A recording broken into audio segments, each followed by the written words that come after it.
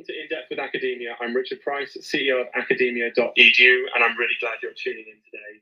We dive into fascinating academic research on this show, always keeping things friendly, never preachy, never dry, just curious, and a finder right from the start. I'm just presenting this research today. I'm not endorsing it or saying it reveals the final absolute truth.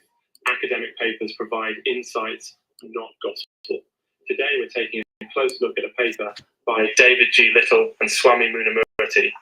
Their study digs into a pretty esoteric topic that's got loads of history, mystery, and honestly, a pretty passionate following: the effects of raising Kundalini, specifically using modern subtle energy technology. What happens in the human body and biofield, that's a term we'll define, when someone purposefully raises their Kundalini energy. I mean, wow. It's the kind of question that really pushes both science and tradition to their limits. So why is this even significant? Well, Kundalini is a concept from ancient India. Imagine it as a coiled energy at the base of the spine, kind of like a snake waiting to be awakened. Some traditions suggest you can experience transformative states of consciousness if you raise that energy up through your body.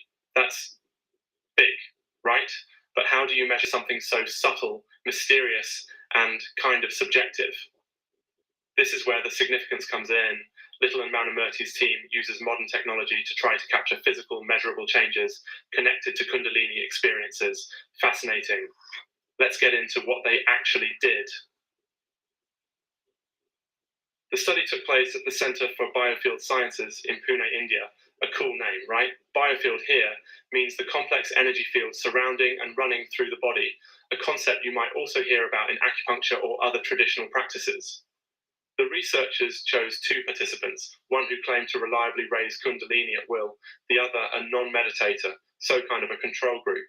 Over 3 days, January 7th to 9th, 2015, both participants were tested with a suite of non-invasive modern devices: the Biofield Viewer, which images subtle energy fields and chakras; gas discharge visualization, sort of a fancy Kirlian photography that tracks photon emissions around your skin; a thing called ES complex, measuring body bioimpedance and providing stuff like metabolic and neurological stats; and infrared imaging for body surface temperature, which can tell you about inflammation or energy shifts.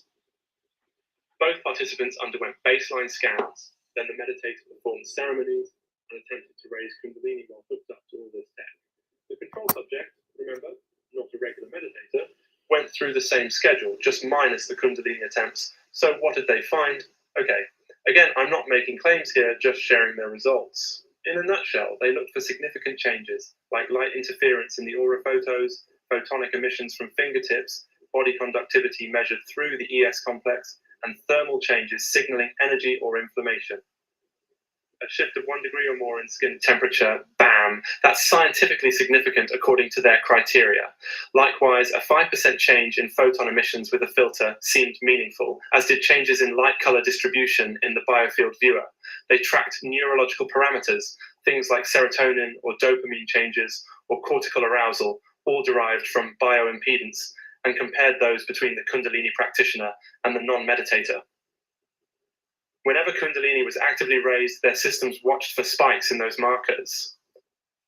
At the end, the researchers concluded that modern subtle energy tools might just provide measurable insights into what happens during Kundalini awakening. But, and this is a big but, they also admitted more work's needed, more participants, longer studies, and more detailed analysis. They're not saying we've solved Kundalini, just that they saw measurable fluctuations that looked suggestive, at least in this tiny controlled context. Now, I have to pause for a second. When people talk about things like energy fields or chakra measurements, not everyone's going to be on board. Some listeners will say, hey, is this really science? That's a totally fair question. Academic research, especially at the borders of tradition and technology, can be a little controversial. Though honestly, I once read about measuring tomato happiness through sound waves. It's wild what people will study.